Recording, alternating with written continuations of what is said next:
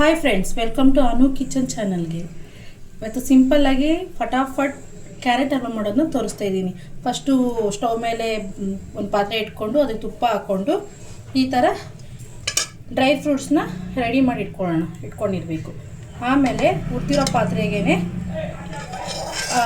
ಪಾತ್ರೆಗೆ ನಾವು ಕ್ಯಾರೆಟ್ ಹಾಕ್ಕೊಳ್ಳೋಣ.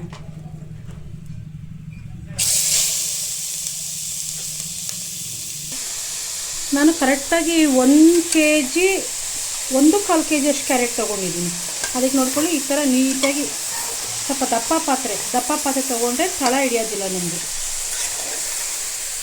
ನೋಡಿ, ಈ ಥರ ತುಪ್ಪದಲ್ಲಿ ನೀಟಾಗಿ ಫ್ರೈ ಮಾಡ್ಕೋಬೇಕು. ತುಪ್ಪದಲ್ಲಿ ನೀಟಾಗಿ ಫ್ರೈ ಮಾಡ್ತಾ ಹಿಂಗೆ ಕಲರ್ ನೋಡಿ, ಈ ಥರ ಕಲರ್ ಚೇಂಜ್ ಆಗುತ್ತೆ. ನೀಟಾಗಿ ತುಪ್ಪ ಸಾಕಾಗಿಲ್ಲ ಅಂದರೆ ಇನ್ನೊಂದು ಸ್ವಲ್ಪ ತುಪ್ಪ ಹಾಕ್ಕೊಳ್ಳಿ. ನೋಡಿ, ನನಗೆ ಇವಾಗ ತುಪ್ಪ ಹಾಕಿಲ್ಲ, ಇನ್ನೊಂದು ಸ್ಪೂನ್ ತುಪ್ಪ ಹಾಕ್ತಾಯಿದ್ದೀನಿ. ತುಪ್ಪ ಹಾಕ್ಕೊಂಡು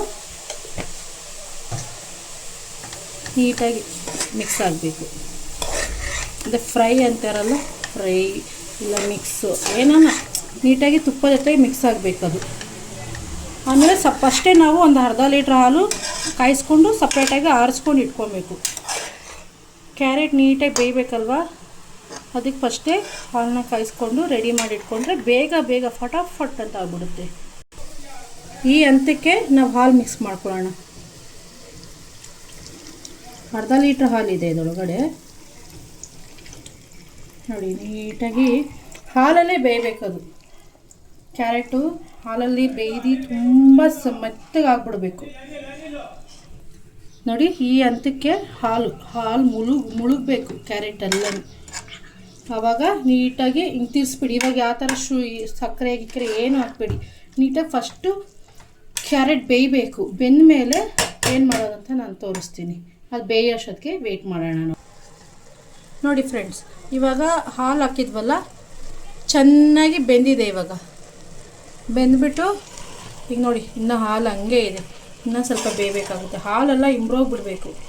ಹಾಲೆಲ್ಲ ಇಂಬ್ರೋಗ್ಬಿಟ್ಟು ಮೇಲೆ ಸಕ್ಕರೆ ಹಾಕಬೇಕು. ನಿಮಗೆ ಗೊತ್ತಾಗುತ್ತೆ ಟೇಸ್ಟಿಗೆ. ನಿಮ್ಗೆ ಎಷ್ಟು ಬೇಕೋ ಅಷ್ಟೇ ಸಕ್ಕರೆ ಹಾಕ್ಕೊಳ್ಳಿ. ಒಬ್ರೊಬ್ರದ್ದು ಜಾಸ್ತಿ ಸ್ವೀಟ್ ಬೇಕು ಅನಿಸುತ್ತೆ, ಒಬ್ಬರು ಕಮ್ಮಿ ಸ್ವೀಟು.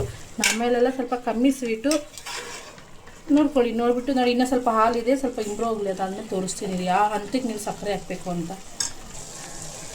ನೋಡಿ ಗೈಸ್, ಇವಾಗ ಸ್ವಲ್ಪ ಸಕ್ಕರೆ ಹಾಕ್ಕೊಳ್ಳೋಣ. ಟೇಸ್ಟು ನಿಮ್ಗೆ ಹೆಂಗೆ ಇಷ್ಟು ಬೇಕಾಗುತ್ತೋ ಅಷ್ಟು.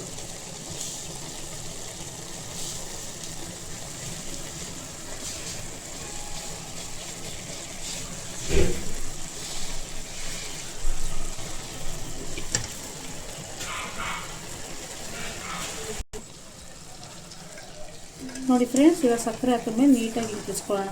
ಸಕ್ಕರೆ ಹಾಕಿದ್ಮೇಲೆ ಇನ್ನೂ ಸ್ವಲ್ಪ ನೀರು ಬಿಡುತ್ತೆ. ಆ ನೀರಲ್ಲಿ ಗಟ್ಟಿಗೆ ಆಗಬೇಕು ಹಲ್ವಾ. ಕ್ಯಾರೆಟು ಸಕ್ಕರೆಯಲ್ಲಿ ಬೆಂದು ಗಟ್ಟಿಗಾಗುತ್ತೆ. ಅಲ್ಲಿಗಂಟ ನಾವು ಚೆನ್ನಾಗಿ ಬೇಯಿಸ್ಕೊಂಡು, ನಾವು ಎಷ್ಟು ಬೇಯಿಸ್ಕೊತೀವೋ ಅಷ್ಟು ಚೆನ್ನಾಗಿರುತ್ತೆ.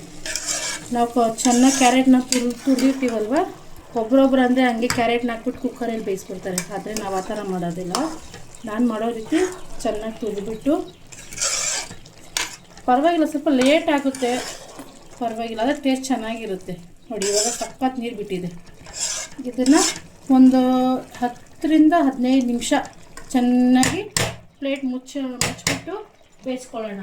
ಆವಾಗ ಗೊತ್ತಾಗುತ್ತೆ. ನೋಡಿ, ತೋರಿಸ್ತೀನಿ ಇಲ್ಲಿ. ನೋಡಿ ಫ್ರೆಂಡ್ಸ್, ಈ ಹಂತಕ್ಕೆ ನಾವು ಸ್ವಲ್ಪ ಇಲ್ಲ ಲೈಟಾಗಿ ತುಪ್ಪ ಇಷ್ಟ ಆದರೆ ಹಾಕ್ಕೊಳ್ಳಿ. ಇಲ್ಲಾಂದರೆ ಅಮ್ಮ ತುಪ್ಪ ತಿಂತಾರೆ ಅಂತ ಮಕ್ಕಳಿಗೋಸ್ಕರಲ್ಲ ಮಾಡೋದು, ಅದಕ್ಕೋಸ್ಕರ ತುಪ್ಪ ಮೇಲೆ ಹಾಕಿದ್ದೀನಿ. ನೋಡಿ, ನಿಮಗೆ ಎಣ್ಣೆ ಬಿಟ್ಕೊಂಡು ಬರ್ತಾಯಿದೆ ಹಂಗೆ. ಈ ಟೈಮಲ್ಲಿ ದ್ರಾಕ್ಷಿ, ಗೋಡಂಬಿ, ಈ ಟೈಮಲ್ಲಿ ನಿಮ್ಗೆ ಇಷ್ಟ ಆಗಿದ್ದು ನಟ್ಸು, ಡ್ರೈ ಫ್ರೂಟ್ಸ್ ಯಾವುದನ್ನು ಹಾಕೋದು. ನೋಡಿ, ಚೆನ್ನಾಗಿರುತ್ತೆ. ಹಾಕ್ಕೊಂಡು ನೀವು ಟೇಸ್ಟ್ ಮಾಡಿ ತಿನ್ಬೇಕಾದ್ರೆ ಬಾಯಿ ಸಿಕ್ಕಬೇಕು, ತುಂಬ ಟೇಸ್ಟಾಗಿರುತ್ತೆ. ನೋಡಿ, ಇದೇ ಟೈಮಲ್ಲಿ ಚೆನ್ನಾಗಿ ಮಿಕ್ಸ್ ಮಾಡಿಬಿಡಿ. ನೋಡಿ, ನೀರೆಲ್ಲ ಸಕ್ಕರೆದು ಆಮೇಲೆ ಹಾಲು ಎಲ್ಲ ಫುಲ್ಲು ಹೀರೋಗಿದೆ. ಇವಾಗ ನೀವು ಬಿಸಿ ತಿನ್ನೋದಕ್ಕಿಂತ ಸ್ವಲ್ಪ ಫ್ರಿಜ್ಜಲ್ಲಿ ಇಕ್ಕಿ ತಿನ್ನು ನೋಡಿ ಹೆಂಗಿರುತ್ತೆ ಟೇಸ್ಟು ಅಂತ. ನಾನು ಮಾಡಿರೋ ಮೆಥಡಲ್ಲಿ ಟ್ರೈ ಮಾಡಿ ನೋಡಿ ಒಂದ್ಸಲ. ದಯವಿಟ್ಟು ಸಬ್ಸ್ಕ್ರೈಬ್ ಆಗಿ, ಶೇರ್ ಮಾಡಿ, ಲೈಕ್ ಕೊಡಿ. ಹೊಸಬರನ್ನ ಬೆಳೆಸಿ ಅಷ್ಟೇ ಕೇಳ್ತಾ ಇರೋದು ನಾನು ನಿಮ್ಮ ಹತ್ರ.